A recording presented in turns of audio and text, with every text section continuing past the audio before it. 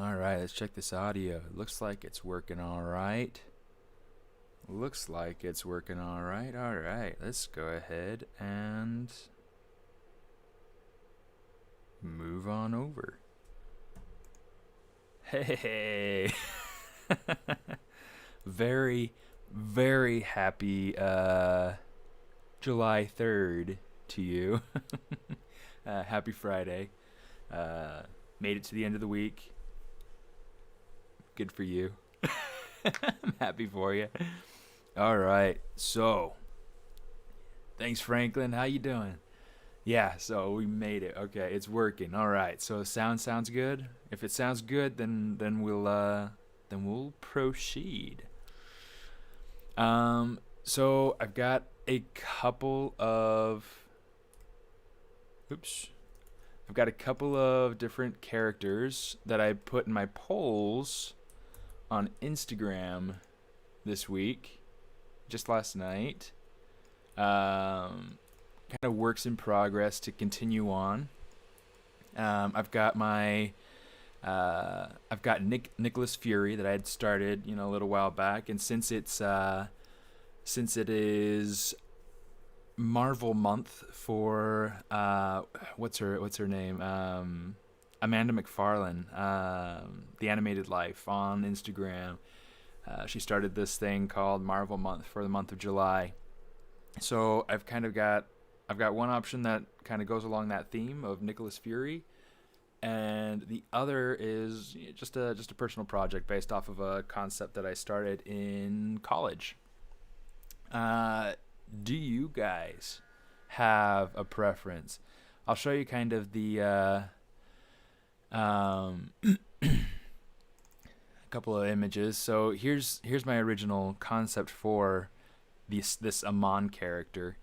The concept is based off of taking a Legend of Korra character. I've been watching the series with my kids lately, so it's been a lot of fun. He's one of my favorite villains of all time.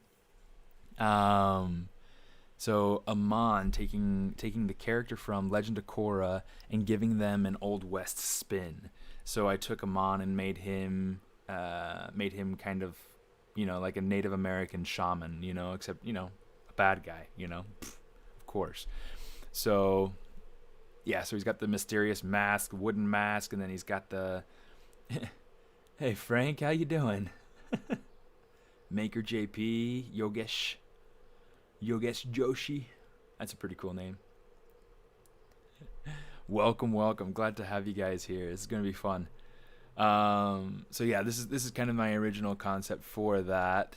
And this is kind of where I want to take it. I've been developing a brush, a fur brush, an IMM brush that kind of matches my hairbrush.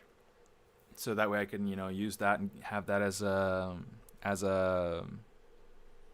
perk in this month's Patreon brush supporters. So yeah, that would be something that I would go through and kind of do that sort of thing for the fur. It might be something that I need to do kind of more at a different time, because if I do fur for I've got other aspects of the costume if I were to go through and do the Amon character. But what if you guys want, that's an option. I can do Amon or I can do Nicholas Fury. For Nicholas Fury, I plan on adding the cat. I plan on adding Goose. When I was working at Disney, there was this orange cat. It looked just like Goose wandering the campus, and it was hilarious to learn that everybody called it Goose. So anyway, yeah. So which character do you guys think would be more fun?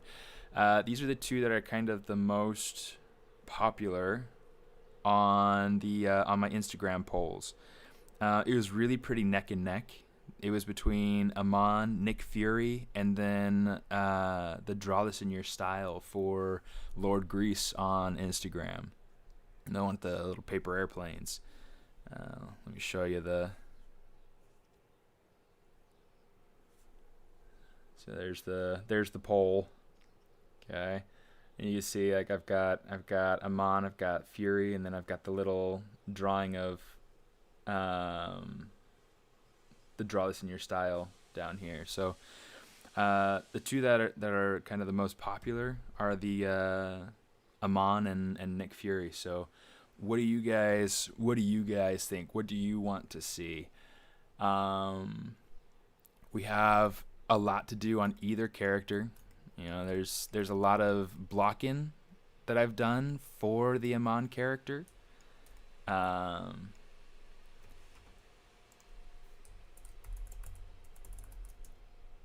oh, we got a couple of votes for Amon. It looks like we'll probably just stick with Amon then.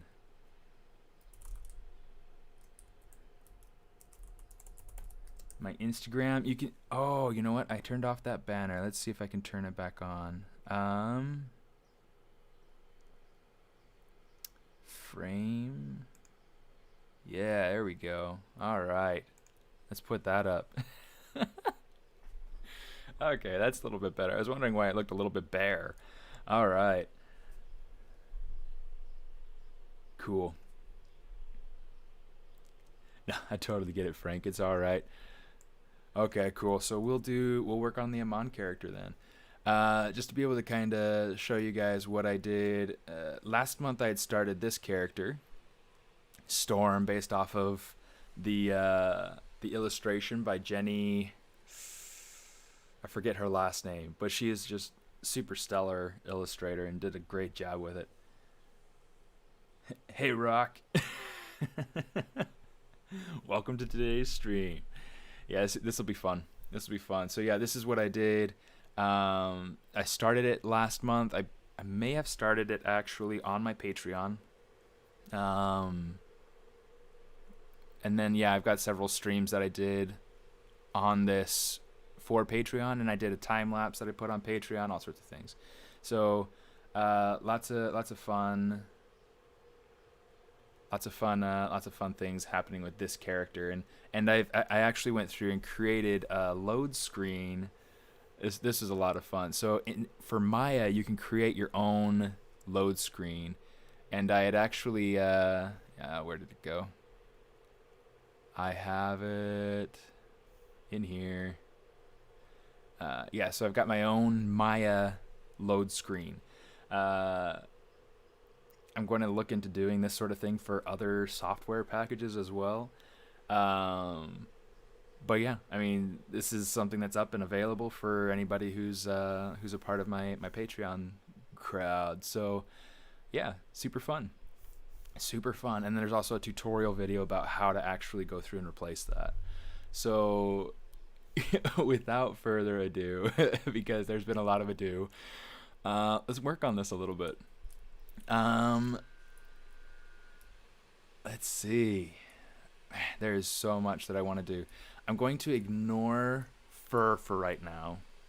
So what I'm going to do, let's go ahead and turn off the hood and the mask. You can see right now I don't have a proper top, and I do want to have a proper top. And I want it to be kind of like a kind of a wrap with like a half sleeve or like a 3/4 sleeve. I'll have a 3/4 sleeve, so it goes down onto the forearm, but isn't. Yeah. Let's see. Do I have a character? I do have a character that I can use to kind of get close. One of the things I like to do is to kind of try to recycle things as much as possible. Let me see. I need to go into ZBrush. I need to go into Live, Projects, Candyland. It might be under Character.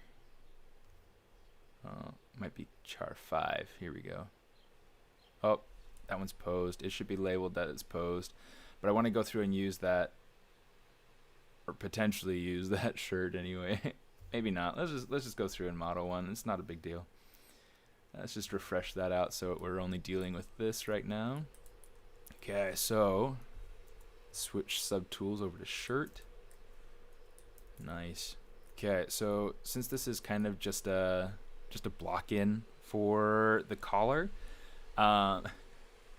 Silence, what are you talking about? You lost. What do you mean? What do you mean? I hope you didn't lost.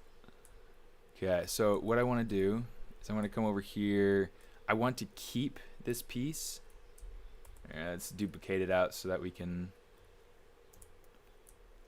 keep this original one. Or actually, maybe instead of that, let's just come down here and keep this one. Okay, I'll hide it. Come over here to shirt, and there will be several of these pieces that we'll just kind of delete, or several of these edge loops that we'll just delete. So I'll be using a lot of ZModeler, because we're going to want to make this nice and clean. This is a great tool. Oh, you're saying I lost. Okay.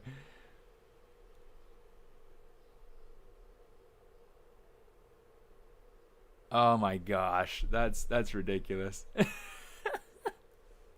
So did you vote for the other character? Is that what you're saying? Voted for Fury? Because Fury can fight. He might only be human, but he can fight.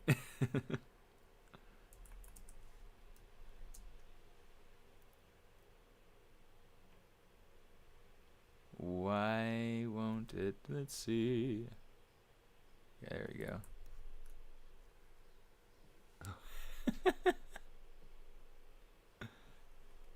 Why is it doing that? That's interesting. Oh, I know why. I know why. Okay, geometry, delete hidden. That's why we're getting that little booger.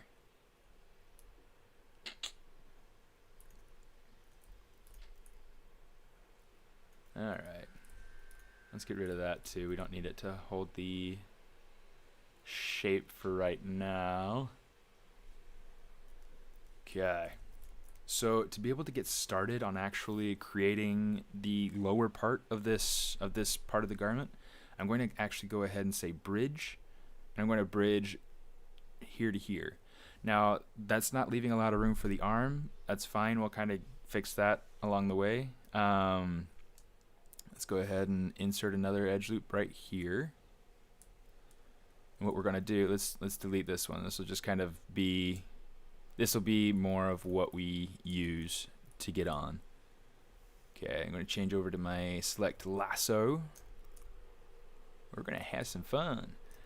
Okay, Control W. So that way this is all a single poly group, and now I can do some different things to be able to make new topology. Okay, so I'm going to click and drag this out about to where I want that arm to be. Now the whole point about this spot right here and on the back as well is that that's going to be creating a 5-pointed star. So I'm trying to think about where to place those, and they're going to be like right underneath the armpits, not inside the armpits, but on the outside, kind of right kind of where that to the front and back of where that crease will be, and a little bit down. The reason I don't want that to be too close to where that the actual movement is of that armpit is that when it comes time for deformation and sculpting it into place and all that, I want to make sure, let's kind of rotate that down, pull it down. I want to make sure that it is I want to make sure that it is not creating artifacts when it's posed, when it deforms. So yeah, and I'm trying to decide to, now's a better time than ever, the best time to go through and repose the arms into full T pose, you know. So I get this, so it's like it's riggable, so it's ready to go.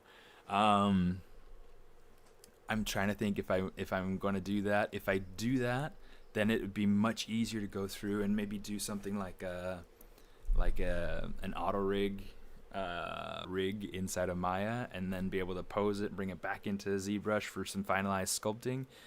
That's not something I'd be able to get to today, but it's definitely something that would be super, super worthwhile. It's something that I'm trying to experiment with, and something that I played with a little bit on my Patreon page, streams with my Sailor Moon character. That was a lot of fun. It was really rewarding to see it, kind of work in a very automated sort of way. Okay. I'm hoping, like, every time I get on here, hey Fabio, how are you doing? Good evening. Yeah, that's that's right. For you guys, it's evening, huh? Yeah, that's always kind of a funny thing. I was chatting with a friend of mine from Germany the other day, and I mean, for her, I mean, she's 9 hours ahead of me, and so being able to chat with her, for me it was early in the morning, like right now. But for her it's 6 o'clock in the evening, so it's like, yeah, everything over here is pretty good.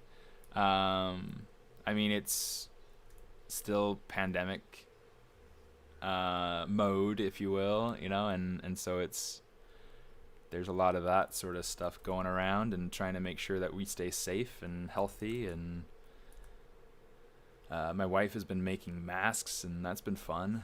She does a good job with that. But yeah, how about you guys? Has everybody been staying safe? Everybody been doing well? What sort of things have you been doing to pass time in the pandemic? Here we go. Let's do this. Let's grab this.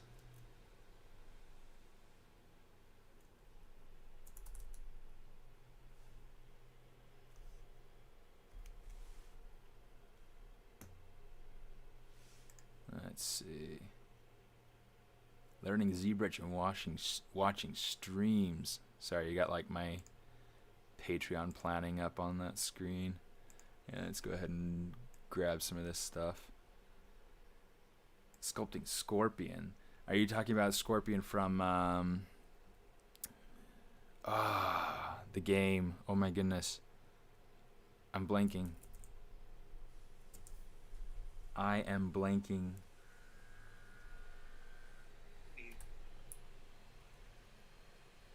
I am blanking on the name. Mortal Kombat, thank you. Yeah. That's cool. That'll be fun. That'll be fun. Let me see. Let's come over here and grab this.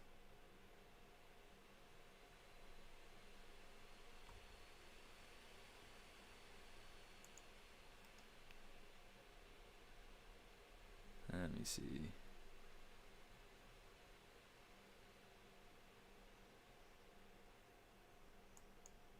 Some architectural modeling, cool. Comp work.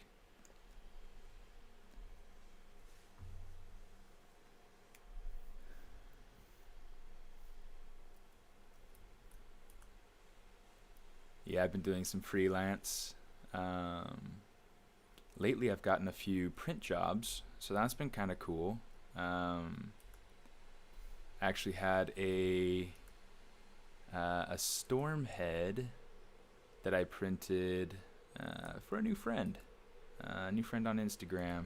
He's actually friends with somebody else that I've done a lot of printing for. So it's just kind of interesting to see the way that networking happens.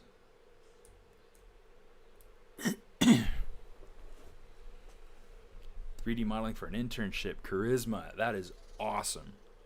That is awesome. So where are you interning? Is it somewhere local, or is it somewhere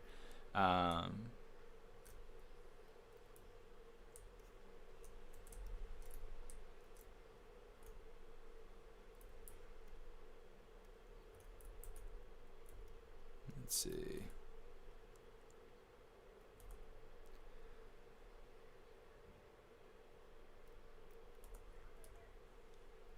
And what kind of modeling do you do?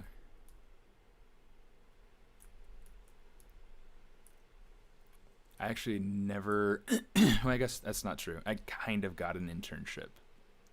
I was lucky enough to get an internship with Warner Brothers Games. Technically, that's what that was. I mean, there wasn't anything different that I was doing that wasn't what everybody else was doing. So I don't know. Like there wasn't special training that I got. There wasn't. I think the only difference was like the pay.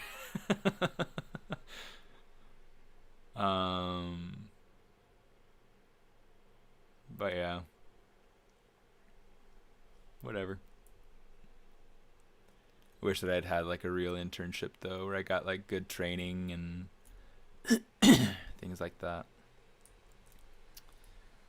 But it's all in the past. All right, let's see. So I've got this and this. So that's my top middle loop right here. I'm going to try to make sure that that feels like the top so that I can keep track of it.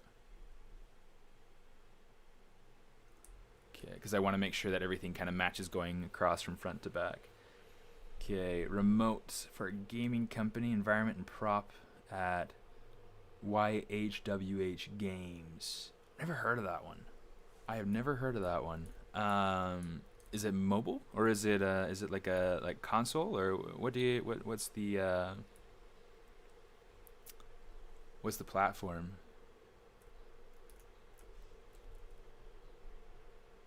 Okay, I'm just gonna kind of pull this out. Shoot.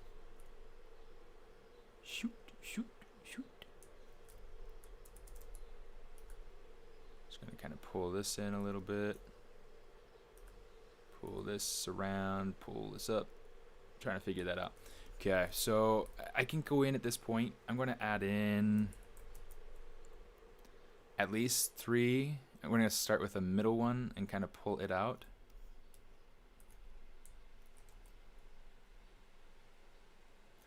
And I really just want to make sure that it's pulled out to respect the border of the body. The border of the body. I'm not sure how to. The form of the body. And then we'll go over here. We'll keep playing around, getting these other bits to kind of mold into place. I really, really like this form of modeling inside of ZBrush. There's a lot that you can do with it. So let me see. I want to go and say crease. I want to get rid of all my creasing. Uncrease all. Yeah, so one of the big things is that if you have creasing on your model, it'll go through and try to automatically decide where creasing needs to be and where it doesn't need to be. And it's kind of irritating. Because it'll put it in some pretty random places. But whatever. I forgive you, ZBrush. Studied for VFX. Now I'm trying to do something for gaming, but so many differences. Yeah, it's true. It's true, but there are also a lot of similarities. So yeah, in a lot of ways, this kind of modeling can be faster than Maya, but let's go ahead and change that back. I mean, there are some things that are faster. There are some things that are a lot slower. So it's one of those things that's, you know, you kind of gotta. Here, this is what I need to do. I need to say okay, and I need to say dynamic and draw size, because what happens is that I come back to my other brushes and it's trying to remember the dynamic mode or the dynamic mode being turned on for. Yeah, see, my smooth brush needs to be turned to dynamic. Okay. And then we'll switch back over to.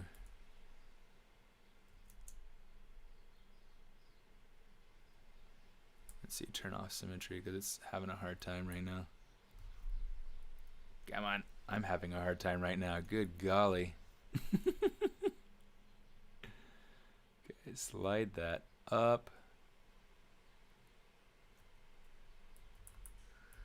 In fact, let's do it like this now. No, it's not perfectly symmetrical, but it's symmetrical enough. Okay. Okay, let's kind of even this out a little bit. And then we definitely need to add in more topology in here. We'll get to that in a minute.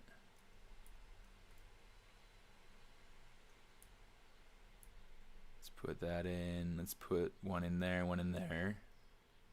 Okay. And then we'll put one in here and one in here. Okay. Add another loop in here. And then I might add another 2 in here, but I need to, in fact, let's go through and count just to make sure that we have kind of even on both sides. So we have 1, 2, 3, 4, 5, 6, 7. 1, 2, 3, 4. Okay, so 5, 6. 1, 2, 3, 4, 5, 6, 7. Okay, so now we can go ahead and add one here. Add one here, and we're good. Okay.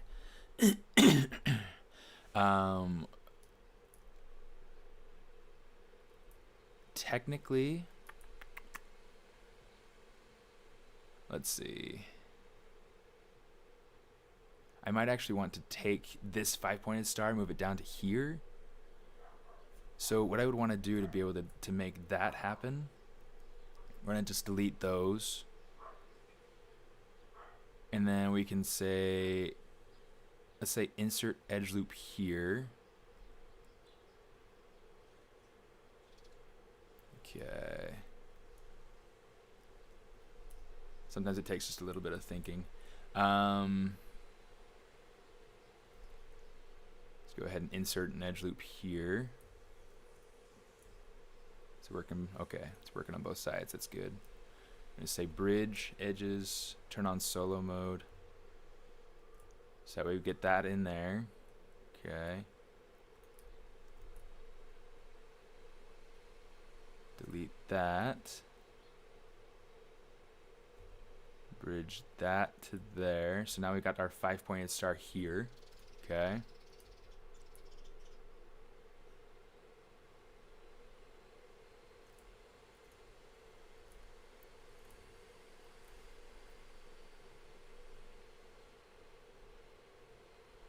Kind of pull this around, move this over.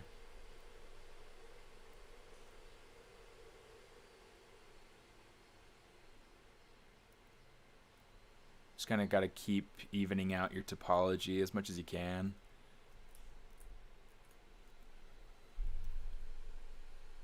Okay, so having this be here.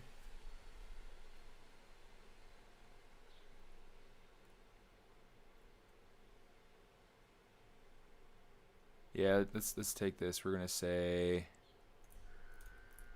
which means we're essentially going to be getting rid of this edge loop. So let's go set bridge those together, and now we're good.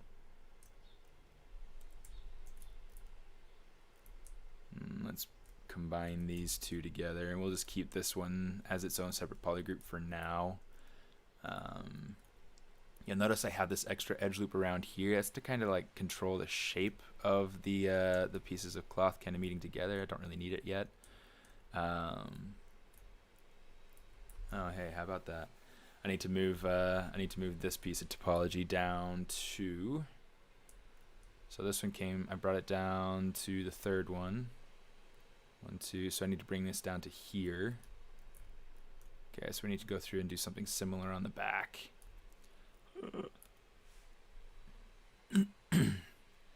Develop augmented reality, PC games, console games, mobile games, and do mentorship. That's pretty cool. That's pretty cool. How long have you been there?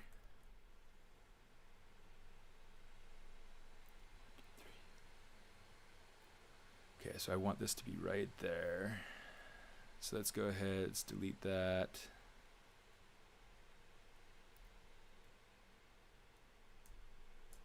In fact, let's go ahead and delete that loop just so that we can get rid of it.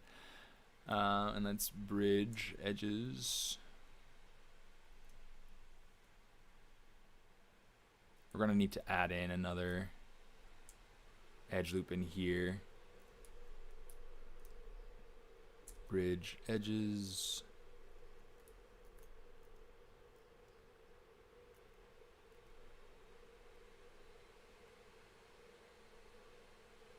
Okay.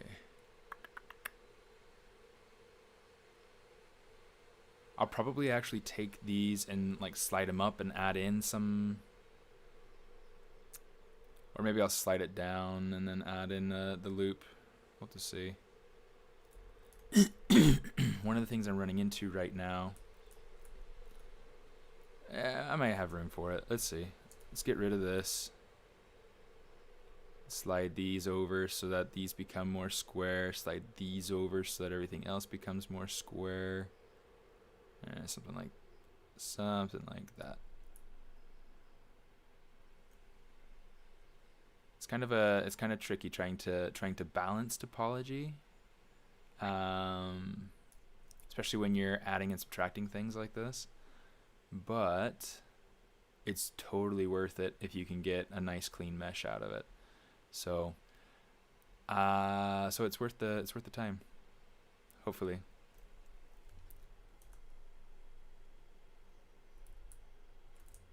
Yeah, let's see.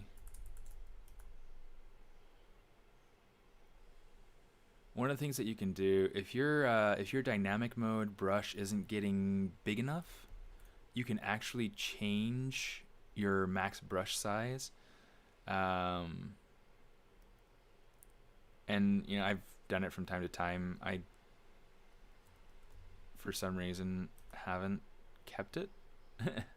I haven't saved my preferences to keep it. So the way that you go in to complete it, let's go ahead, let's bridge this real quick. Oh, bridge, please.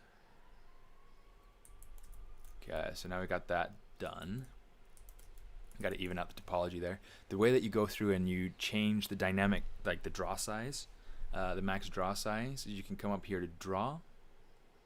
Sorry, not draw. Preferences, draw, and then you go to max brush size, and you can take that all the way up to 5,000. So it's pretty nice.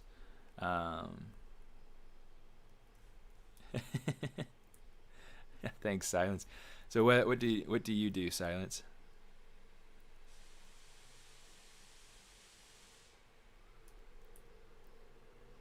Do you do digital work at all, or visual ASMR? Okay. So what do you do for that? Like different, like cutting through soap, that type of stuff, or you know, like just anything that's kind of visually appealing, like the squishing and a bit of music. Cool.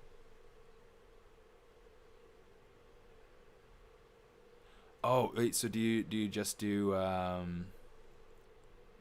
like just different videos with the ASMR recording, and you know, just visually show kind of what it is that you're doing to make the sound, or yeah, or is it mostly music? Is that what you?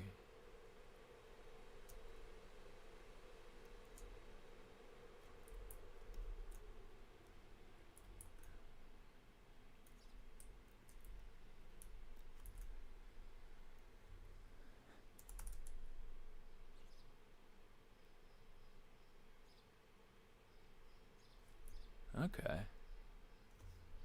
Let's turn off the dynamic mode on the masking brush. It's one of those things that just absolutely drives me nuts, is how I can't, I don't know. I wish it was one of those things I could make.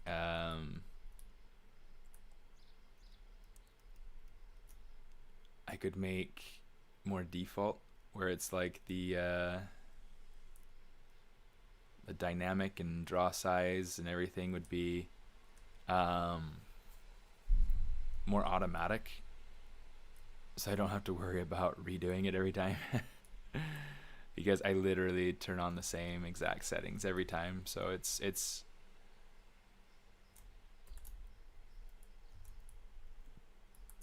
oops, let's do that. So yeah, I mean, literally I have to go through and reset everything each time. There might be actually a way to make sure that that stays, but I'm not familiar with it yet. I need to experiment and explore with it. Preferences, draw. So this is turned on. Okay, so this is to remember the dynamic mode per brush and the draw size per brush. Background panorama transparency. Not sure what that does. Yeah, interesting. Anyway, to be able to save those preferences, you would want to come over and hold on, make sure that your menus are kind of set the way that you want them. And let me see, brush Z plugin. Okay, that works.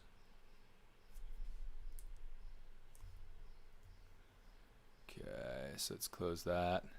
I'm gonna go to preferences, config, store config. Okay, and that should save. I wonder if it'll save these options as well. But yeah, that should save things like your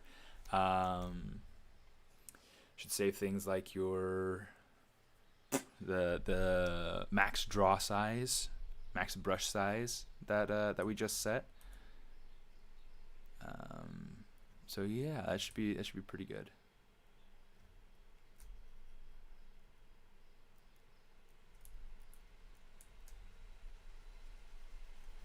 Kind of smooth this out some.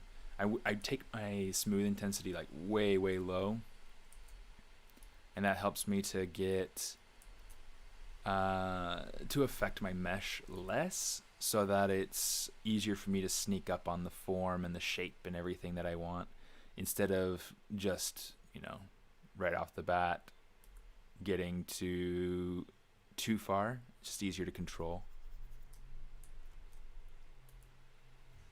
So you have that as a hobby. That's pretty cool.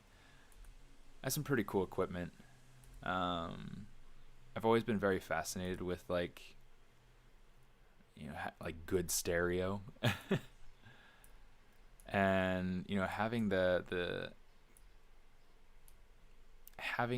sound feel like it's around you.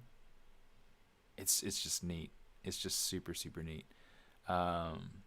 In fact, that's one of the things that I really like about the Beatles, is that the Beatles, as early as they are in their in you know, music history and whatnot, or at least recorded musical history anyway, they still have a tremendous amount of stereo worked into their music. It's so cool. I mean, you feel like you're watching them on stage perform while you're listening to them, and it's super neat. I love the Beatles.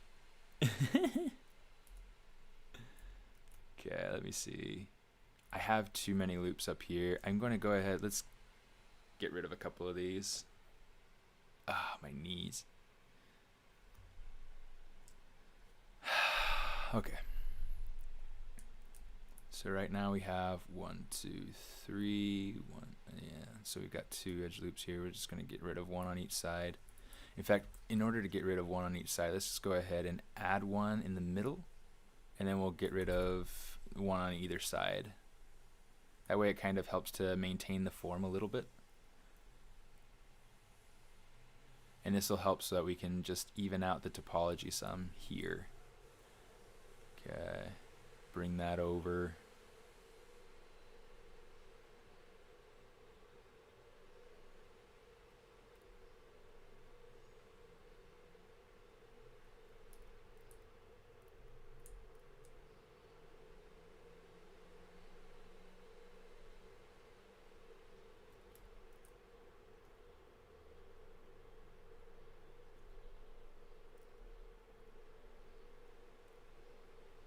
Let's kind of pull this over, pull this over, pull this over, pull this over. If it wants to. And if it doesn't want to, we're going to force it. So what other pastimes do you guys have? The Beach Boys do also get that. Yeah, you're right. And it's fun to hear the way that it's evolved too. You know, getting into more modern music and see how that's become. Um,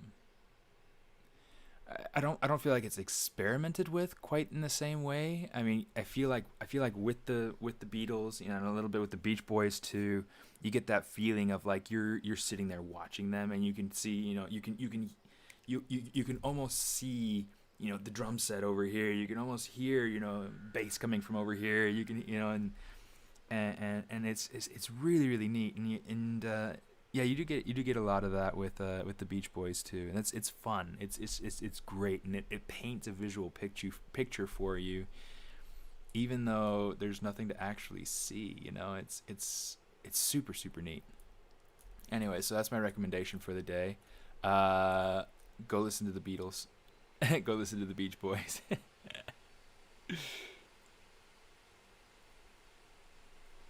Okay. Right now, I want. Shoot. I want this topology on this side to match this side. So I'm just going to unmask that. And we're just going to come over to deformation, say smart resim. And you see now it's flayed out the same way, but most importantly, it's symmetrical. It's a really really neat tool. It's a great way to be able to kind of fix topology, so long as it is connected in the middle. So right now I've got this edge loop right here that creates an absolute central point. Um, Bichar, how you doing, my friend? How are you doing?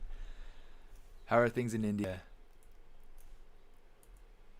That's actually one place that I haven't heard anything about with the pandemic. How is your area in India holding out?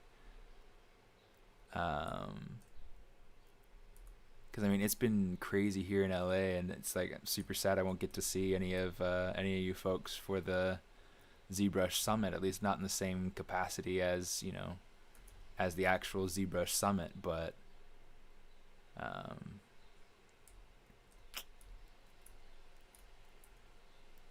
but yeah, I mean at least we're safe and we're alive and stuff.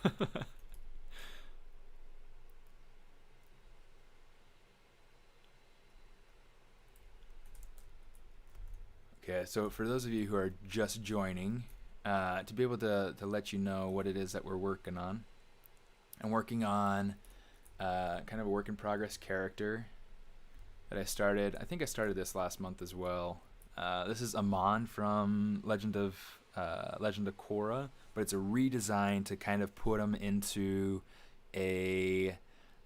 into an old western sort of scenario. So he's got kind of this Native American shaman sort of feel, except that he's a bad guy, and so he's more of a witch spirit dude. Um, so yeah, hopefully it's not too disrespectful to Native American shaman, because they're good guys, they're medicine men, you know, and women, you know, spiritual centers of their tribes, you know. So it's not to mean any disrespect, but I mean, you know, it is something that it is something that's kind of an interesting paradigm, because Amon in the series is trying to rid the world of benders, essentially considering them like evil spirits, and to be the evil of the world, the source of all injustice, the, you know, all that sort of garbage, right? Um, I feel like there's a lot of that sort of rhetoric these days, and it's absolutely disgusting to me. Peyote, love it.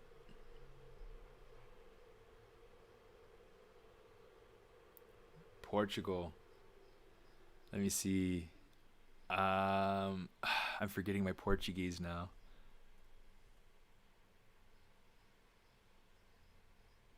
Tudo bem. I don't know. I started trying to pick up Portuguese on Duolingo. Hey Jan, how you doing? Welcome. It's good to see you. Loving the latest sculpt. Well, thank you. Thank you so much, Bachad. I can't tell you how much that means to me that you like that. Tudo bem. Uh, yeah, I speak Spanish. Um, but there are other things that I wanted to learn how to speak. So like for instance, currently I am learning French, and I've also started learning German, and I've started learning a little bit of Portuguese. So it's fun. I really enjoy learning languages. I feel like it's a really useful skill to have, like when you're talking to somebody and they're from somewhere that you're not from. It's good to be able to communicate with them. um, in fact, when I was working at Warner Brothers Games, the lady who would come by every evening to clear out my garbage bin was from Brazil. And fortunately, she spoke a little bit of Spanish, and so we were able to talk back and forth, and that was awesome. She was so much fun. It's this little old lady, and she had her Fais-moi écouter ton français. Euh, Mon français, c'est mauvais.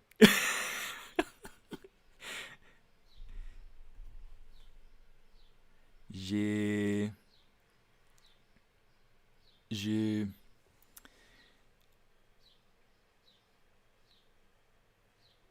je veux parler français.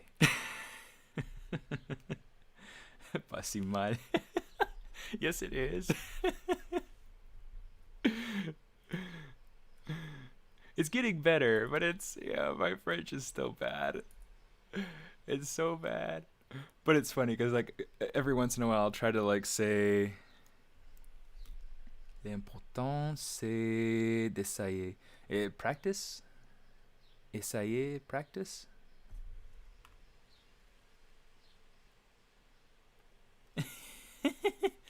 Si yo hablo el español. El español es mucho más fácil para mí.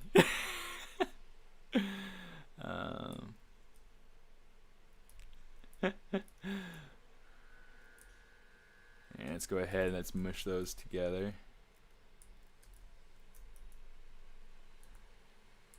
And of course, English is my native tongue, so.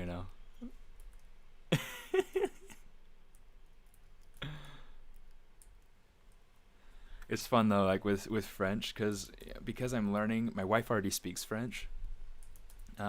She learned. Um, she learned. She took 4 years of French in high school. She worked in Paris for a summer. French is not a dead language. It's a cool one though. Um,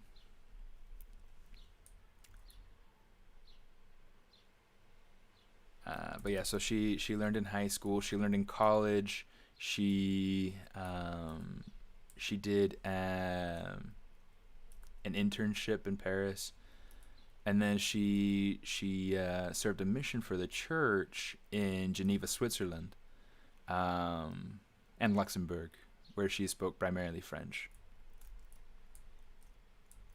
Okay, here we go. Let's just take this and we'll pull this out to the length that we want it.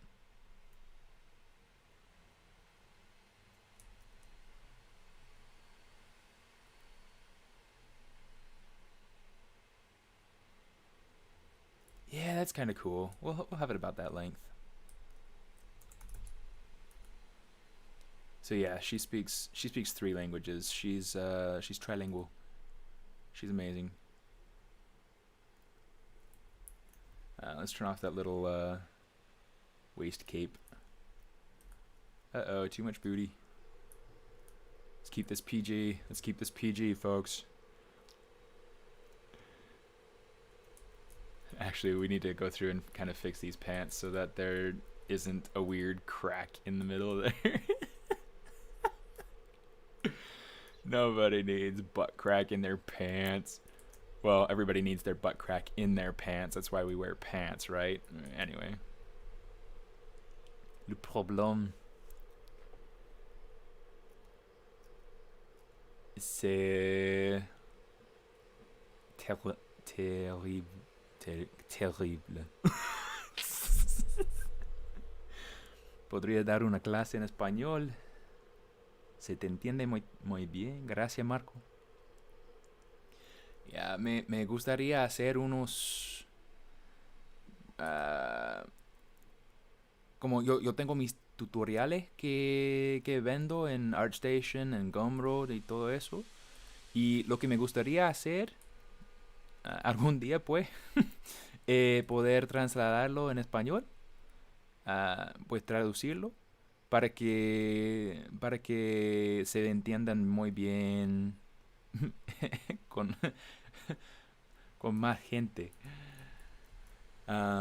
Es un poco difícil porque pues exige mucho tiempo, pero a la vez, ¿cómo se puede hacer?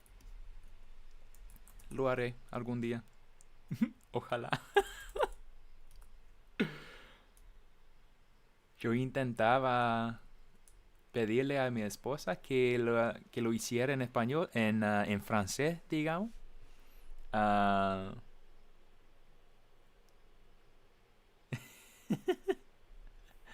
Oh, thank you. Quisiera que mi señora lo hiciera en francés. Los tuto. Pero no lo quiso hacer. No se siente muy cómoda, digamos.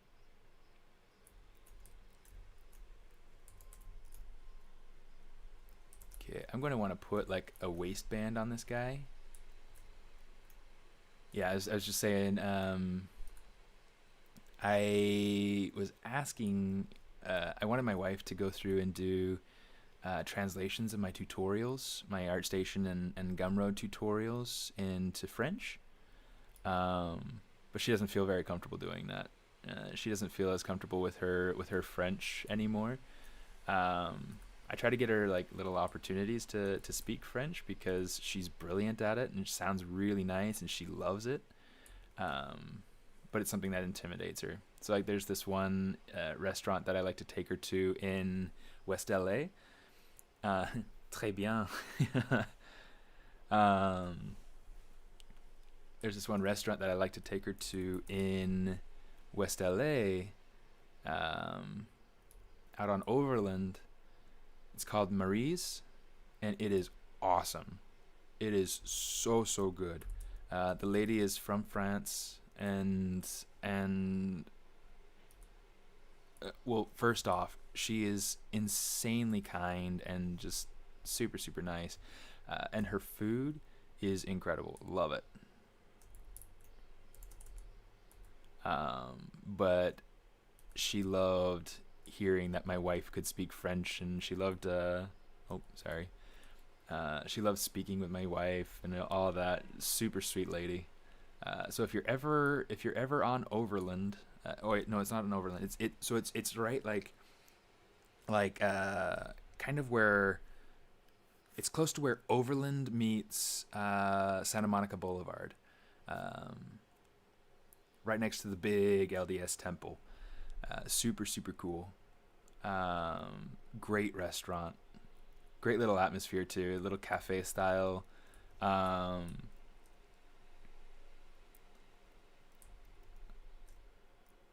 All the servers are super kind.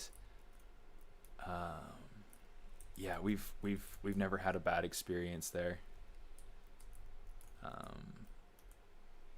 And it's never too crowded. It's a very relaxed environment. Very, yeah, just great little environment to go sit down in. Trees. It's kind of got this interesting little Shergut. Sergut.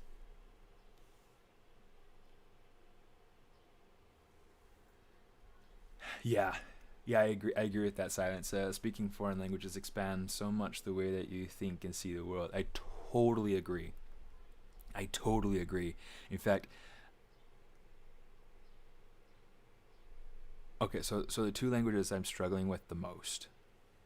Um, Portuguese has always been kind of weird to me, not necessarily hard, just weird. In fact, I feel like I'm picking up on it more easily than I am French, or feel like I could pick up on it more easily. I haven't given it the time to really pick up on it yet. Um, but because it's got so many things that are so close to Spanish, so spoken, I feel like I could do a pretty good job at pulling off Portuguese. The but the written side of it is somehow super super odd to me. So Portuguese is kind of tricky. German, holy cow. I like props to anybody who can learn German without having spoken German in the first place. um, it's crazy.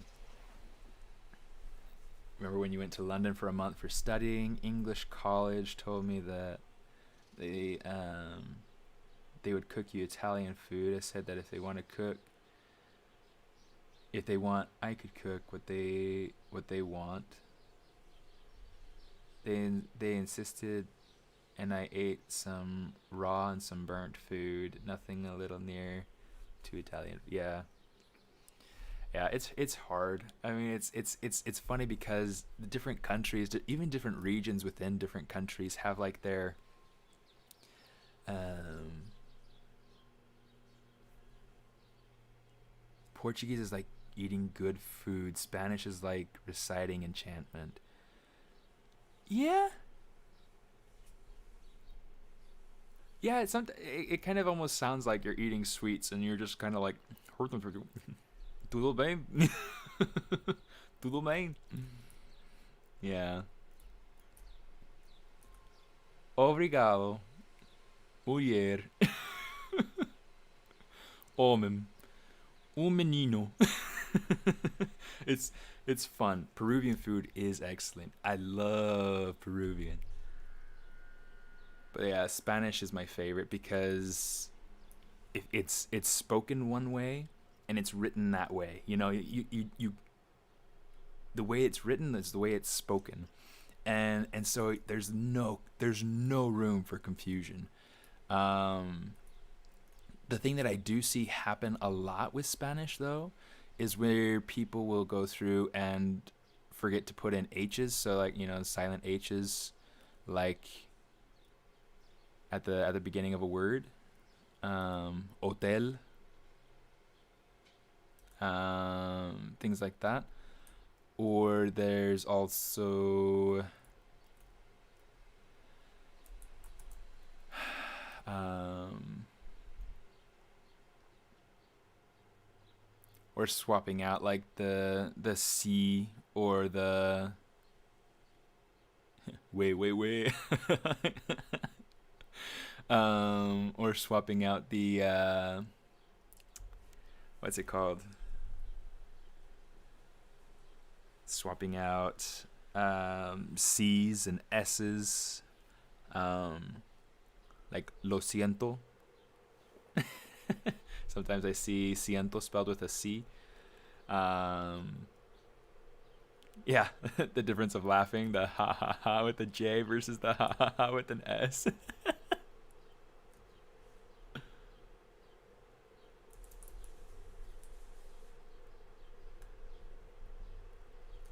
fact, it was funny when I was first learning Spanish. Um, somebody somebody somebody knew that it was spelled J A to say ha ha ha in Spanish, but instead of saying ha ha ha, he said ja ja ja ja ja. And that's how he would like laugh in Spanish, and it was so hilarious. It was the it was one of the most ridiculous things I think I'd ever seen. Okay, I think I've come to to a point where I've come to a point where I think I want to take the waistband, try to figure out what I want to do for a waistband. Just gonna kind of inflate out the gloves so that there's some space there. I'll be kind of tailoring them in a little bit here.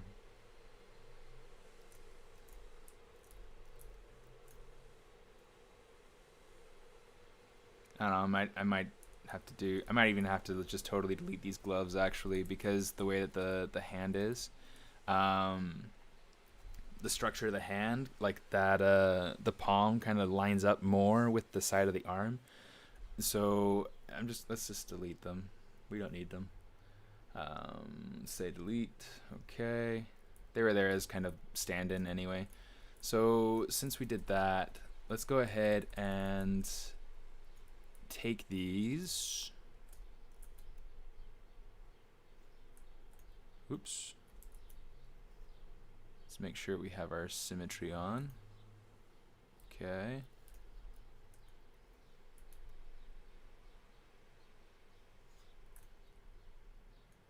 Okay, so I'm going to go ahead and repose the arms so that they are in that T-pose. That way I can go through at some point and actually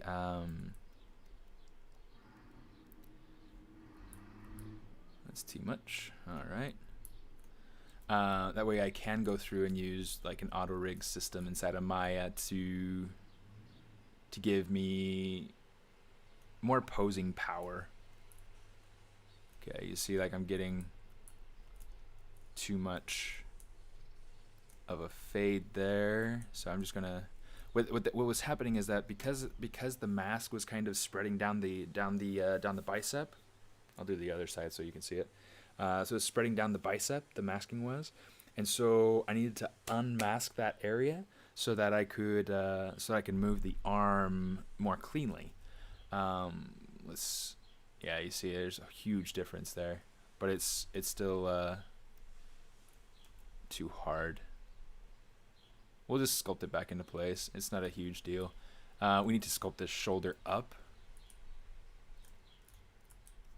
So we're gonna do this.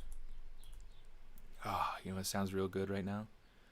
Durazno. We had this, we bought a box of peaches like earlier this week, and it was awesome. It was the best box of peaches I think that we've ever had. It was absolutely incredible. Okay, so that's getting close. Okay, so you see right here we've got this sort of thing going on. Okay, let's do this. And now we gotta kind of sculpt our. I'm gonna smooth it out and then reform the actual forms of the forearm or the upper arm here. That'll just be a little bit easier. I mean, I've got to go through and fix those shapes anyway, so not really a huge deal. And then what I like to do is I like to use the edge of this deltoid to kind of really form out a real shoulder.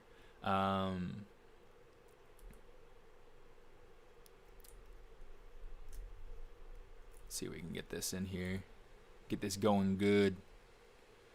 Going good. Like it should. Let's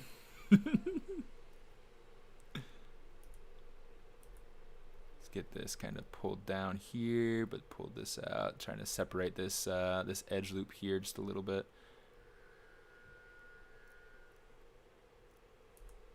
Now looking at it from different angles, you'll be able to see kind of how badly you messed up your edge flow.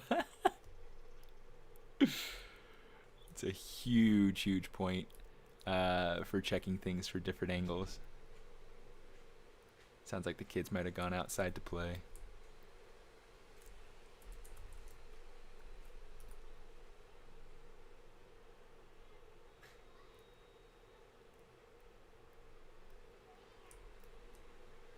So right here, I'm just trying to control that shape. I'm trying to make sure that I'm getting. That's not quite what I want. I want to get this more about right there.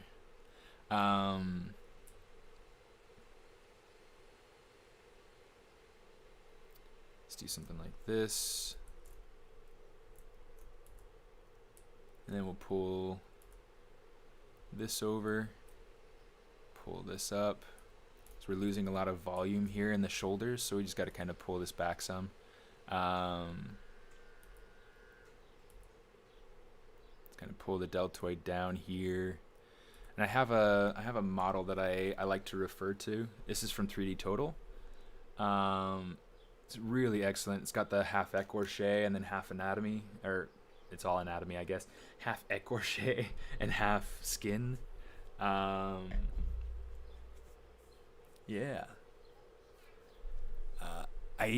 So this topology is topology that I developed based on things that I learned at different places that I worked at. Primarily Disney. I like the way that their topology flows, but there's also some stuff that I learned at DreamWorks that I tried to incorporate. So things like with the elbows. I guess I didn't do it on the knees with this character. But yeah, things about like the way that the edge loops flow on the face. I might need to get rid of an edge loop down here, but yeah, anyway, so just different edge loop practices and flow practices, things that I learned working at Disney or DreamWorks,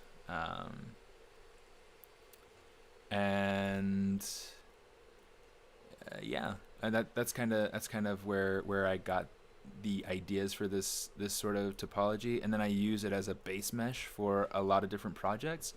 A lot of the times when I go through and create a different project, the topology will go through some pretty heavy changes depending on how human or not human the character actually is. I didn't realize how dark his skin was. Was it always that dark? Or is it just the way that the light's hitting me? Interesting.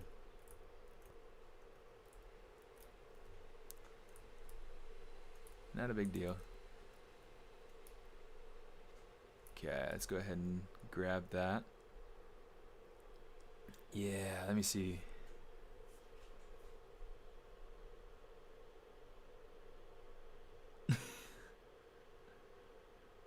Greek food is really good. I do like Greek food.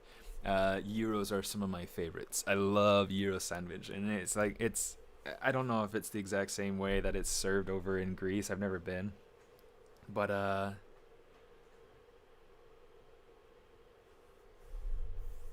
yeah, I love Greek food. We do pitas pretty. Oh, I guess we used to do pitas pretty regularly here at home, but we haven't for a while. El brazo izquierdo del diablo. I don't think I've ever heard that. It's izquierdo though. Leonardo da Vinci hype, yes. Yeah. Leo is the man. So this stream will be over at 10 o'clock this morning. So I got another 45 minutes.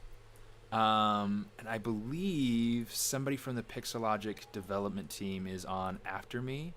It might be Paul Gabry doing like a Did You Know That session, which are awesome. If you haven't checked those out at all yet, I totally recommend doing that.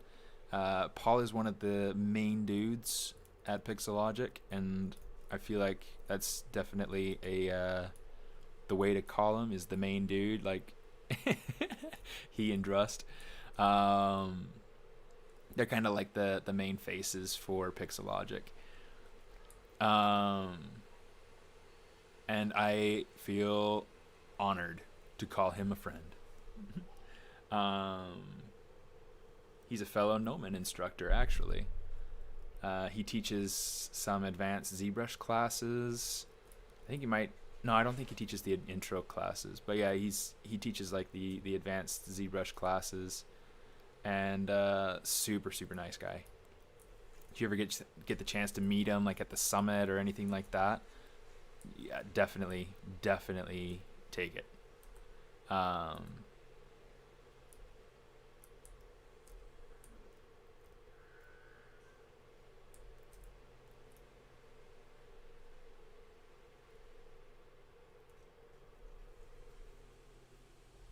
yeah, so on this channel, I stream twice a month on the first and third Fridays in the morning at 8 o'clock Pacific time.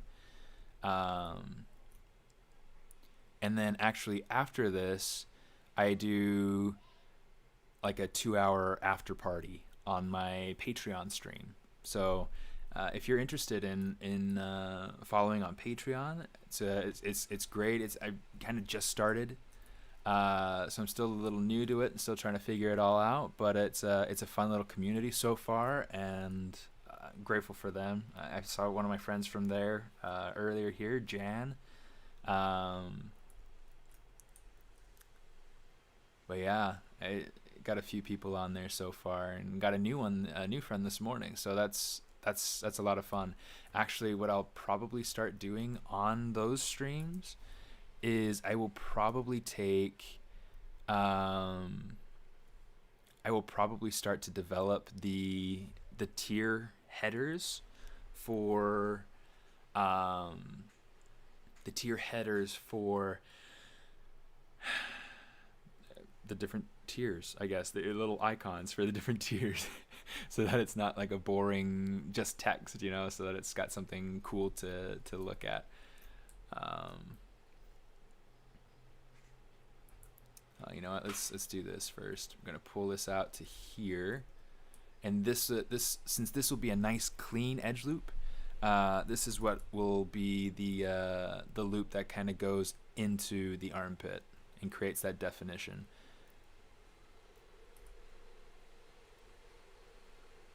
So yeah, there's some shape refinement and whatnot that needs to happen here, and once I've got this shape kind of worked out, then I can kind of pull out the full sleeve and add in some definition, or add in some edge loops for um,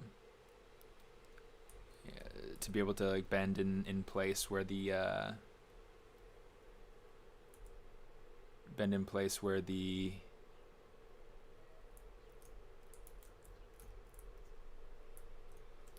elbow where the elbow is. I only want this to be 3/4 length actually, so let's bring this back some, and we will turn on local symmetry, and then we can go ahead and shrink it down. Let's turn off transparent so we can see the body a little bit better, and we'll just use move brush to kind of pull us into place. Feeling good, like I should. Do you have strategies for panel looping those drapes? Are you referring to getting like the wrinkles and folds in there? Is that what you're talking about? I typically won't model wrinkles and folds in, unless it's something that's absolutely part of the look. Usually I'll just model straight out clothing, and then I'll worry about sculpting in the folds when I do let's go color fill object. I'll do the folds when I do the posing. ZBrush still a thing for clothing versus Marvelous? It kind of depends on the person. I don't personally have Marvelous. I've thought about going through and getting it on my computer, but I don't really have a whole bunch of space for. Thanks, Jan. I appreciate that. Jan's over on YouTube. She's one of my friends on Patreon. A big thank you to her. Says Steven's Patreon has been super beneficial. Always learning something new. Highly recommend. So grateful for that. I'm glad you're enjoying it, because it's been a fun journey for me so far, and I look forward to many more really cool projects. In fact, if you have any input for what you'd like to see in the after stream, if you're going to be tuning into that at all, let me know, Jan, and I will take that into consideration. Right now, I'm not entirely sure what I want to do for it, so I don't know if I want to do a continuation of this character or or what, you know.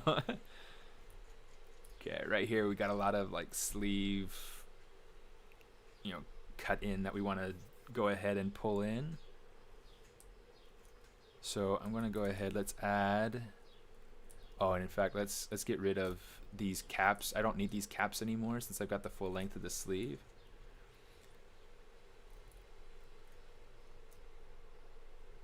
Single edge loop. We're going to start by adding in a single edge loop for where the elbow is. Let's come to this angle. This looks pretty good. And let's just kind of pull that into its place.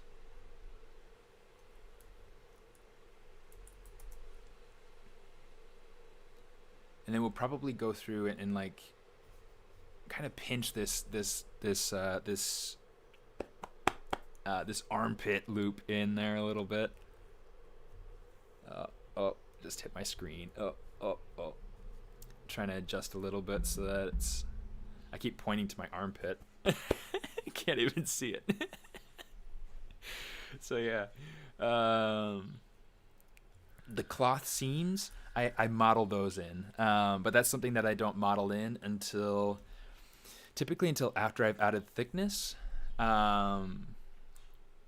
Or I'll do it before I add thickness, but before I do posing. Yeah, it'll be interesting to see if they add new features to the Z modeler. In fact, let's just use the gizmo. Kind of shrink it down some. Let's see how we are in the top view. Okay, so one of the things I want to do is I kind of want to pull this down so that it creates kind of more of a droop. And I might have to actually go ahead and tweak the arm anatomy. It's not it's not right. That's not right. Let's turn off transparency, turn on solo. And the other thing I need to do still is tweak the hand placement. Let's go ahead and do this. Oh, come on. Okay. In fact, let's smooth that mask up a little bit so that we can kind of move it over. Now, one of the things that I did on my Storm character that I really liked, I'll open this up for some reference. Storm posed.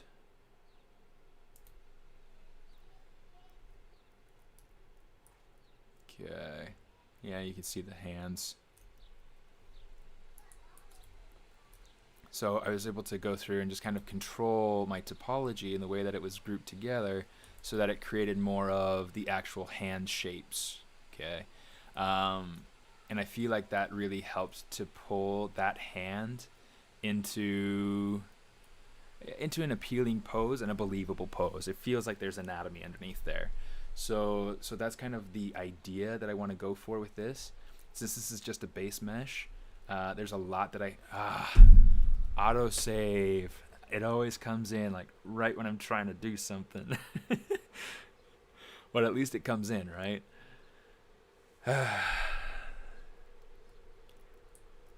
Is there an autosave for Photoshop? I had the worst time yesterday. I was working on a cover image for my latest YouTube video that I just put up about how to change the Maya loading screen. In fact, I showed the loading screen for that earlier. I thought I still had that image up. Maybe I don't. Here we go. My Maya loading screen that I changed featuring Storm. I was going through and creating the cover for for that YouTube video, and it was, let's see, my icons. Here we go. So there's the image that I went through and created for the cover. It's goofy and whatever, but you know, it's me.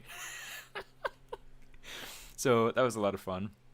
But yeah, I went through and I created the tutorial to be able to do that. And while I was creating this image, it just was not. It didn't keep the image. It crashed, and it did an autosave to kind of save whatever it was that I was working on. But I had saved recently. I had saved to my YouTube channel. Yeah, sure. Here, let me see. www.youtube.com/smartest. I had yeah, I don't know. It was a pain in the butt because I had recently saved, and so it should have had the thing saved on my Dropbox, or at least, you know, a fairly recent version that I could salvage everything from, and it wasn't there. It really frustrated me. It was so bad. And I was here trying to, you know, just listen to YouTube videos with my kids while I was working and everything, and and all of a sudden, no, dang it, you know, my kids are like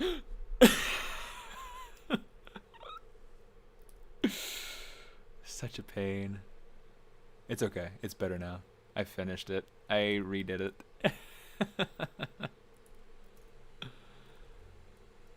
Okay, let's check out this arm again.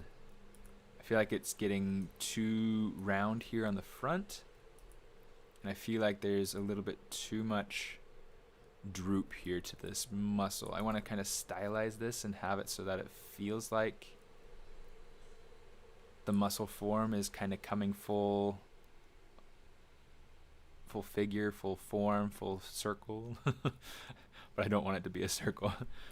And then I want the top of the arm to be fairly flat. Maybe not. Okay, so one of the things that I like to consider, there's this group. You can find them all over the place on Instagram, on ArtStation, which is really helpful. They have a book. It's called Anatomy for Sculptors, and it is so helpful. One of the things that they do is that they say to consider the arm structure to be like a series of chain links.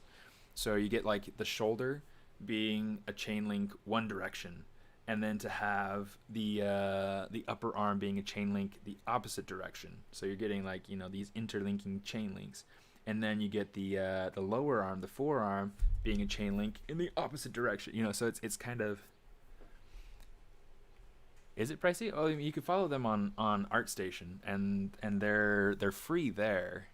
I mean, I guess you're right from the standpoint that, you know, going through and buying the books and whatnot would be pricey, but yeah. So Anatomy for Sculptors, follow them on ArtStation. That is like and Instagram.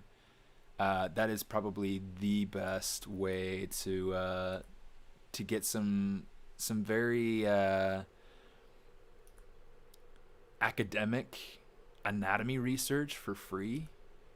It's incredible. It's incredible, and I can't recommend it enough. Other books and resources that I could recommend to you are things like, let me grab a couple. I got some in the background here. Got a big collection. I think that's like the addiction of every artist, is art of books and things like that. Let's see if I can find the right ones. Let's see, Drawn to Life, Drawing People. Oh, these ones are super cool too. Okay.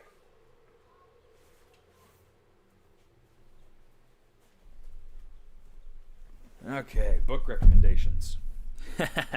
Okay, so this one's from a previous teacher of mine. His name is Ryan Woodward. Okay, super good book. He sells it on his website. I think it's Conte Animated or something like that. But yeah, it's a super good book. So yeah, that's what it's called. Gesture Drawing Volume 3? Volume 3. Super good. Ryan Woodward. Steve Houston's Figure Drawing for Artists. This book is awesome. So cool. And it's talking about, charcoal and things like that, and showing, talking about gesture and how to get that to work in a nice, clean way. This book is super helpful. Again, a very nice, like super cool illustrations. And these are all yoga poses, but it's explaining yoga in terms of anatomy and how the anatomy is stretched. And so it's diving deep into, it's super cool. And there's the illustration from the cover. It goes through, it labels everything. It talks about how muscles are stretched, and it dives very, very deep into it. And it's so well illustrated. Super, super neat. Anyway, so yeah, yoga anatomy, super cool. Drawn to Life is pretty cool. There's another one. There are a couple of books. But yeah, this is all about gesture and getting pose and things like that. So this one's super handy. And then there's this one that I really, really love. This is called Drawing People. Just really plain and simple, Drawing People. And it's got everything about like clothing and how the clothing fits with the anatomy. Oh, I just dropped a page marker, a bookmark.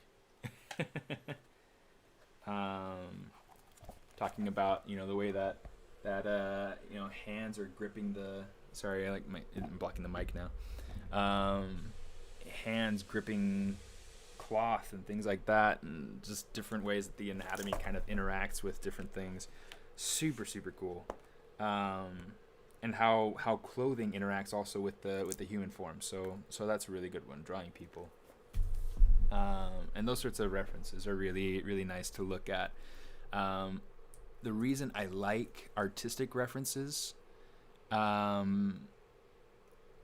necessarily as opposed to actual anatomical reference, but the reason I like artistic representation of anatomy is because it allows me to use somebody else's problem solving for me to be able to save time. I have to definitely look at those sorts of things with a critical eye, because not every bit of anatomy that you find in every design is going to be useful or clean or usable or whatever. Let's go ahead and do something like this. So you definitely have to be picky when it comes to your reference. I'm going to say that. I'm going to say you have to be picky when you pick your reference. Let's see, something. Just trying to look at this from like different ways so that I can figure out how the form's going, if it's working. I need to pull this portion up some.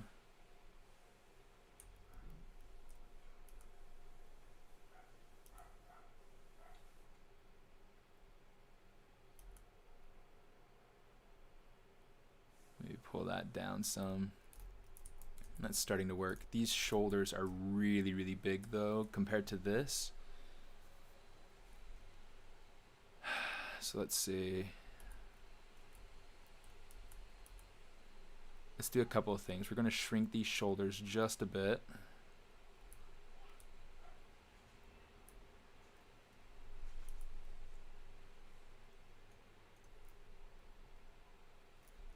I also need to kind of adjust the chest. The chest feels like it's kind of losing form some. So let's bring this out. I do want him to feel like he's a capable warrior, because if you've seen Legend of Korra, I mean, he's a bender. He's a capable fighter. You know, he's not defenseless. um, just kind of modify our armpit region and kind of pull this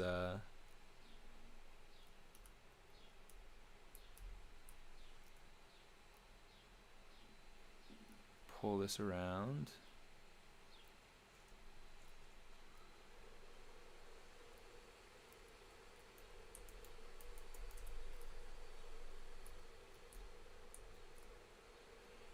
Oh, 9:34, so we have like half hour left.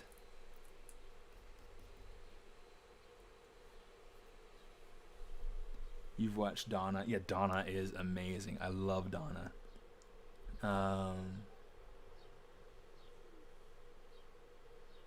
Yeah, Donna Erdenoff is she's amazing. She's very knowledgeable. She actually went to Nomen.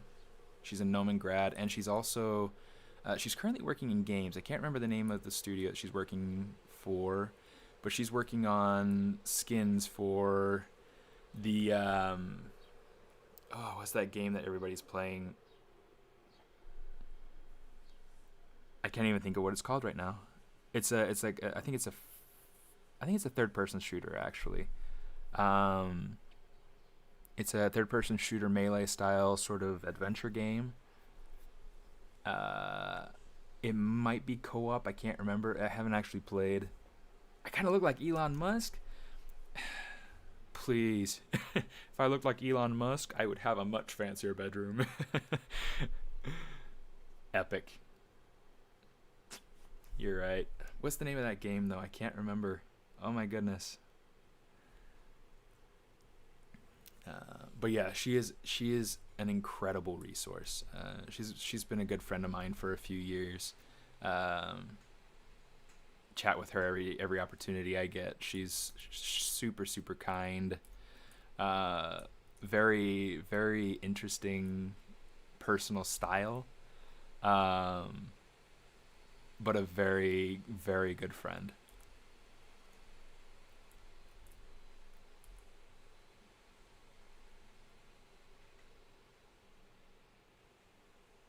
Fortnite. Thank you. Yes. Nobody's told me that I look like I look like Elon. Don't tell my wife that. She'd probably be a little offended. I'm a little offended. No, I'm just kidding. Um, but she wouldn't be offended thinking that I look like Elon. She'd be more offended thinking, why don't we have that much money? No.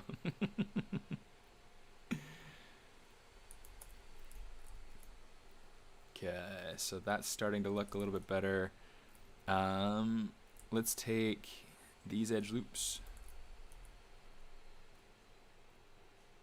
Maybe not that one. Yeah, that one. Let's take that, and I'm just gonna kind of reinforce the shoulder blades a little bit. Just kind of clean up that shape in there. Turn my anatomy figure around so that I can see kind of what's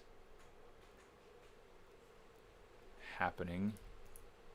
These lats need to be strengthened.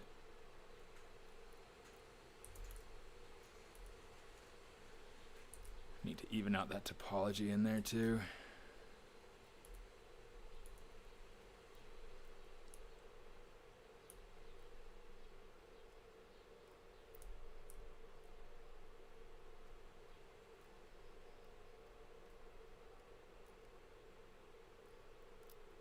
Oh, yeah, I'm definitely feeling cravings for peaches. In Chile, just ask for a bigger paycheck. I actually don't get paid by Pixologic. So this is something that I do really just for fun. It's just a great way to be able to well, one, to stay connected with the company. um, to stay connected with the company, to do something fun for myself, to share my knowledge with other people, share my workflow, things like that. But yeah, I mean, occasionally I'll be asked to participate on like the beta team and things like that. I've done that a couple of times. This most recent version I didn't have the time to, so I didn't say yes this time. But yeah, I mean, really it's just an opportunity for me to be able to do something fun. It gives me an opportunity to practice things. Yeah, I don't know, I really enjoy it. But yeah, this opportunity to stream for Pixologic, it's not paid. So anybody looking to earn a quick buck, this isn't the way to do it. But I have gotten friends out of this, and it's been a good adventure. I've seen, like, in my whole teaching career in the last 5 years that I've been teaching at a university level, I've seen myself grow in my skills, my abilities. It's been the exact same thing with streaming in the last couple of years that I've done this.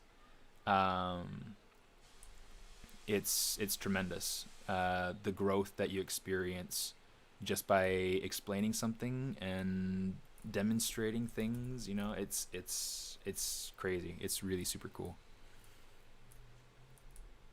Okay, let's come in here.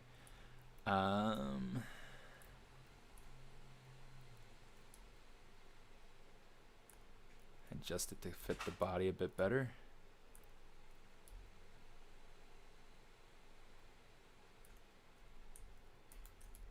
Okay.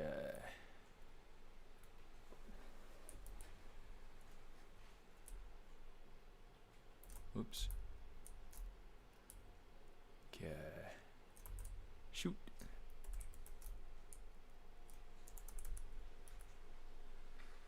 Okay, now we'll bring that up into the armpits so that this is ready for actual arm forming.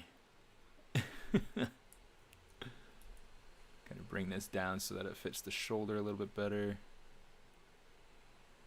Bring that in. Bring that in.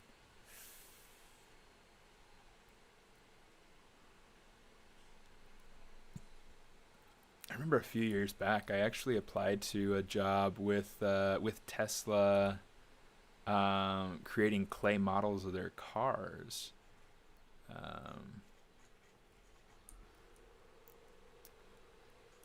It's funny to think that a company that, well, I mean, technically, okay, so back up. Technically, yeah, so their company is kind of built on the idea of, you know, trying to save the environment through electric powered vehicles, things like that, and that being sort of their contribution. Fuel efficient space exploration, I don't know, whatever they've got going on. So so those sorts of things, I guess, you know, I was expecting that they would use more digital means to design their vehicles, 3D printing, things like that. And I was like, wait, if they're trying to save the environment, 3D printing is probably not the way to go about it. Recently downloaded ZBrush Core Mini, and it's really cool, but I think they should have replaced the /3 brush with the damn standard. So they don't have the damn standard in there, but they have the /3. I actually can't remember very well what the /3's function is like. Let's check it out. Oh, brushes up top. /1, 2, and 3. And just for the sake of testing it out, it's got that lazy function turned on. Oh, it's just the backtrack. So I'll just turn off backtrack.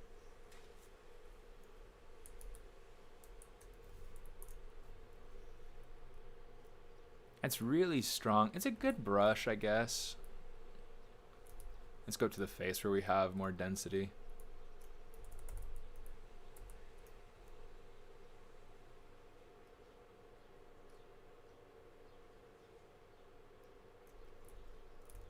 What is it talking about? Don't have layers.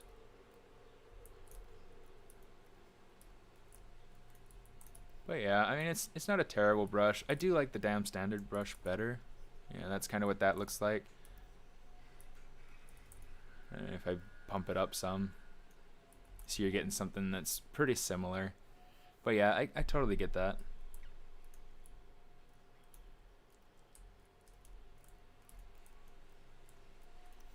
Yeah, I really like the damn standard. I use that one a lot. I actually don't use the slash brushes, except for slash, was it 2? Yeah, slash 2. I'll use slash 2 occasionally if I'm doing things like creature design. I actually learned about that brush from Ashley Adams, who's also a streamer, and changed my life. Such a cool. In fact, let's.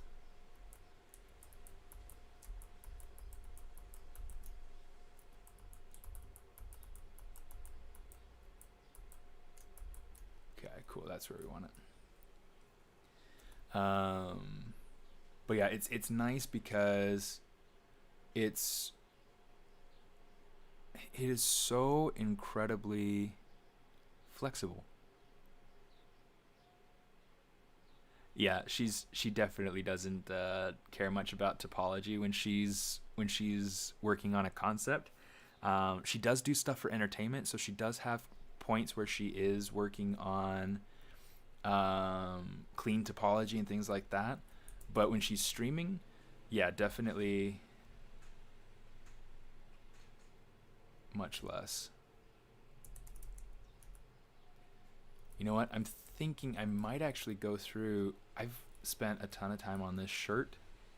What I might actually do, I do have this this clothes base piece, and what the idea of this is to go through and have the exact same topology on the model as I do on the or like on the clothing as I do on the model, and that works really well. I might go ahead and change to do something like that instead. Obviously I need to go through and make a new one, so I'm gonna go ahead and say delete, because this is, I mean, it's working, but I mean I'm still having to fight the forms in here. Just don't know that it's worth fighting it too much. So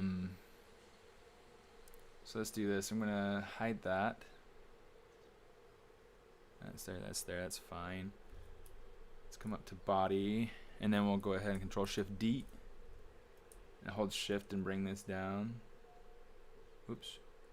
Okay, so we will say, I'm going to step it up one layer, one level, and I'm just going to delete the other resolution levels. Okay. And I don't need the legs. I don't need this portion of the body. And I don't need the hands, but we'll keep the arms down to here.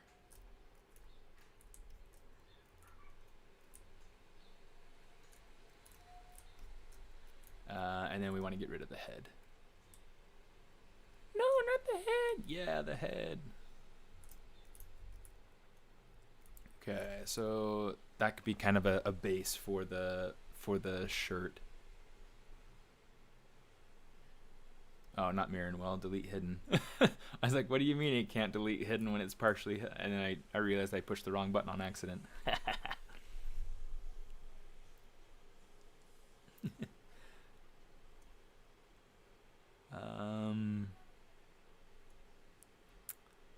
we Sorry, that's all the Chinese I know. I live in an area that's very heavily populated with Chinese and Vietnamese. Really super cool, but I definitely do not. I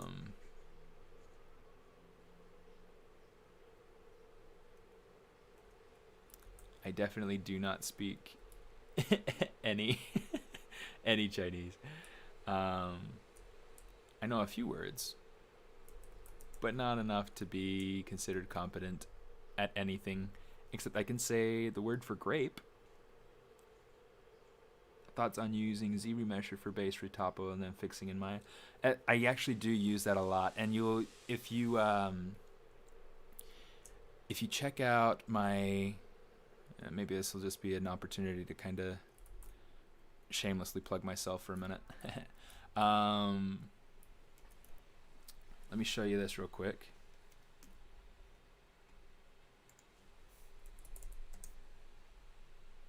So if I jump over to ArtStation, jump over to my profile, and then if I come down to store, you'll see a few different tutorial things going on. It looks like they got a sale going on right now, that's pretty cool. Oh yeah, Independence Day weekend sale. That's right. So it'll be going today through whenever.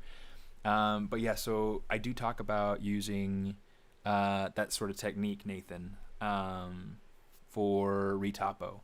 I don't take it into Maya in this instance. I do everything straight in ZBrush, but I do go through and use ZRemesher to be able to get kind of a rough topology placement, and then I'll use ZModeler to be able to work out the rest. So yeah, there are all sorts of things in here.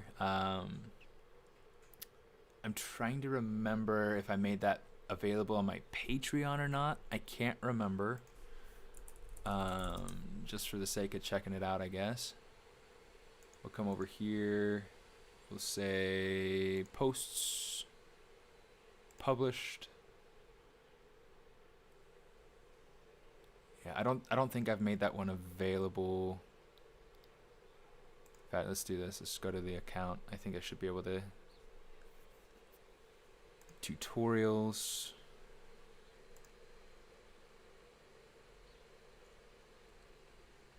Yeah, so I've got like the Sailor Moon stuff that just got published. Yeah, it looks like I don't have that one available on here. So this is something that you can go through and do if you wanted. I think I do have renting options too if you wanted that. But yeah, being able to use ZModeler or ZRemesher to be able to get rough, clean topology in, plus being able to use ZModeler to be able to get clean topology, usable topology after that. I believe I also go through the UV process, so this also includes like UVs and ZBrush sort of techniques. And yeah, it's a really fun one. I really like robotic animals and being able to create robotic animals inside of ZBrush. I started with hard surface modeling in ZBrush back in 2016, I think. For the ZBrush Live Sculpt Off. It was awesome. So much fun. And the reason I was on the hard surface side, even though I didn't really have a ton of experience in that yet, at that time anyway, was that the organic side had already filled up, but they had an opening. They had an opening for. In fact, I'll show you the piece that I made for it. I think I have it in here. There we go. This is my submission for that sculpt off, and scroll up just a little bit so you guys can see the whole. It's like my face is in the way.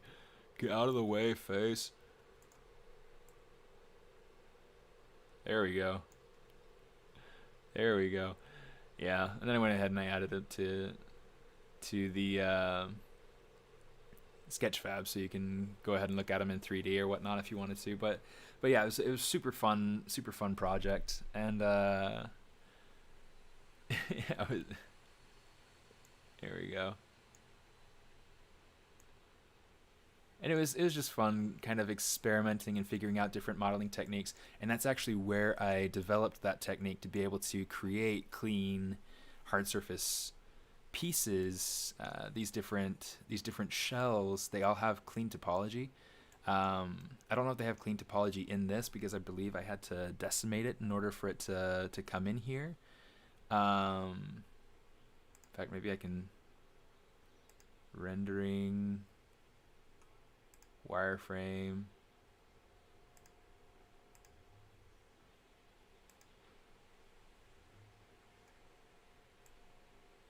Yeah, it doesn't look like there's a wireframe, so maybe it's just disabled or something. But yeah, super fun. And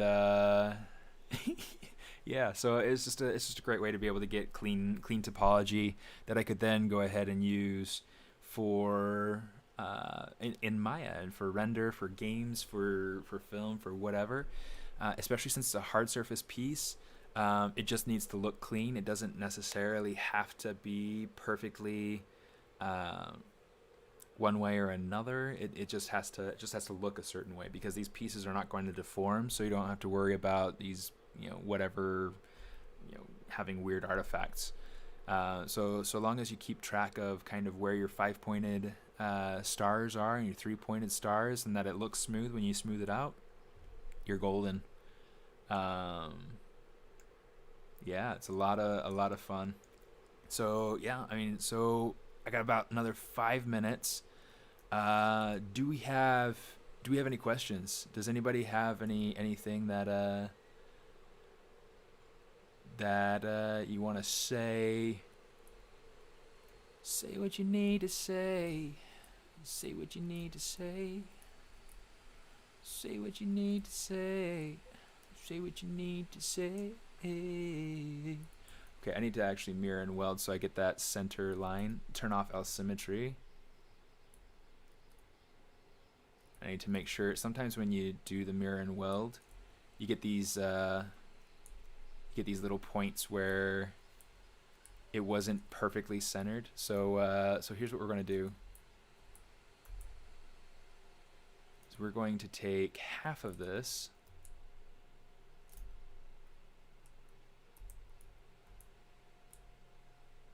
Take half of this. We're going to mask this out.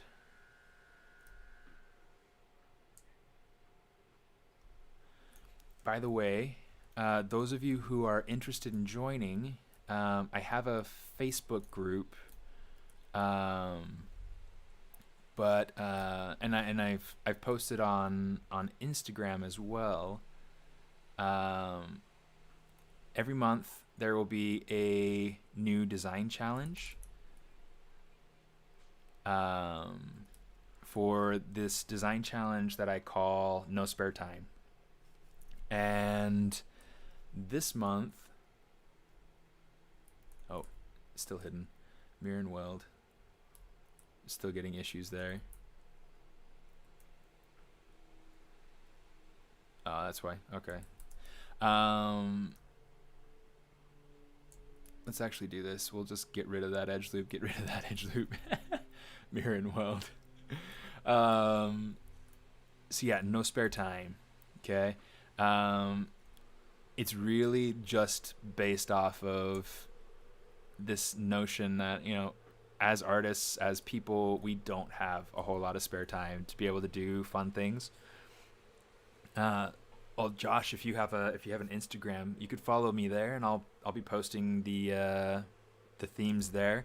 The theme for this month, just to let you guys know, let me go social. I need to clean this out a little bit. This is our theme for this month. Charred. Okay. It's going to be a lot of fun, and I'll probably stream on that next week on my Patreon. And possibly the week after that, depending on what gets votes. Yeah, it really pretty heavily depends on what people actually want to see.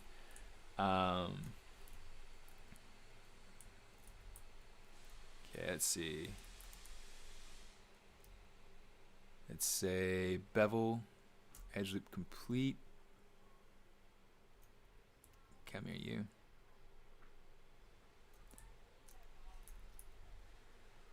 Delete hidden. All right. My Instagram ID is just right over there, right in the middle of the screen. Smartest. You can find me pretty much anywhere underneath that that handle. SMA artist is just a combination of my initials and artist.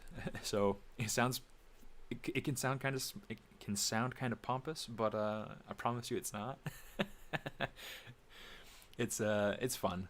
It was a fun realization that I could do that, and that nobody else had thought to do that before me. So yeah, that's how I have that username. I'll go ahead and I'll have a podcast that I'll release.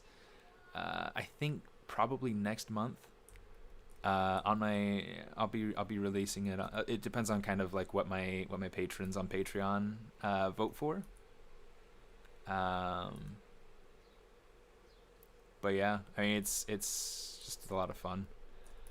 So I'll be talking about kind of my journey and how I became the smartest.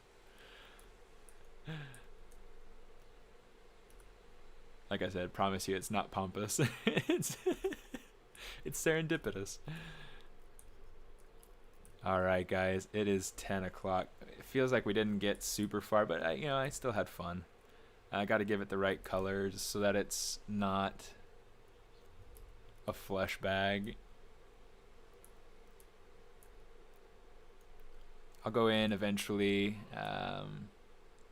as I continue working on them. I'll go ahead and I'll probably give him this waistband, and I'll give him a waistband so that it feels like he's got this. I don't know. I'm trying to think about like a leather banding kind of going across his middle. Yeah, let's go ahead like a leather band, and then having like it's holding maybe fur, like fur's coming out from behind it. You can feel a nice guy behind the skills. Thanks, Silence. Yeah, I try to be nice. I feel like it's worthwhile being nice. You know what? Let's see. Let's come over here. Let's see. Do that. And then we'll shrink that. And then we'll say deformation inflate. Okay. So now we're starting to get something more of like a form-fitting shirt. We'll have to fix it eventually, but who knows? Maybe that's what people will want to see in the after party. So yeah, I'll be jumping over to that now. Be streaming on that for another couple hours. And if you'd like to join, you can feel free to find me at patreon.com/smartest. The stream is available to any tier level, so yeah, feel free to find me there. So thanks for tuning in, guys. Hey, Axel. thanks for coming and having fun, and hopefully that was at least in some way enlightening and fun to watch. Let's go ahead and turn on the hood and mask and everything so that I'll have to fix that hood right here because it's not fitting the body anymore. Anyway, whatever. Have a good day. Oh, but yeah, I mean, if you're interested in continuing to watch, consider supporting me on Patreon. I'll be jumping onto a live stream there just now and starting here in a few minutes. So for those of you who will be there, I'll see you in a few minutes. And otherwise, thanks for coming.